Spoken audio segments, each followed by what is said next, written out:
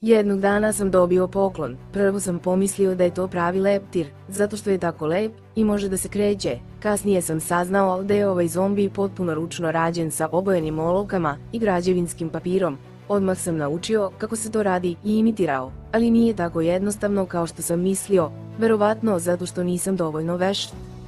Nakon što nisam mogao mnogo puta, odustao sam od devojčice kako je mogla da napravi ovog prelepog leptira, ali nije uspela. Odgovor devojke me je iznenadio. Devojčica je rekla: "Misliš li da mogu prvi put?" Rekao sam: "Tako je, mislim da ti to možeš jer stvarno imaš prirodan talenat i veoma si vešt. More čini lepa dela, a ja sam beskoristan." Devojka je odgovorila da zapravo nije imala nikakav talenat.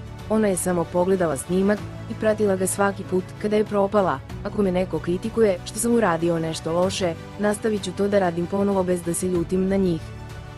Imam puno slomljenih, ružnih leptira, samo ti to ne vidiš. Leptir koji sam ti dao je rezultat više od 100 puta vežbanja i gledanja video zapisa. Možeš li da veruješ?" Čuvši ove reči od devojke, osjećao sam se kao da razumem. Onda sam proveo solidan dan učeći kako se to radi. Konačno uspeo.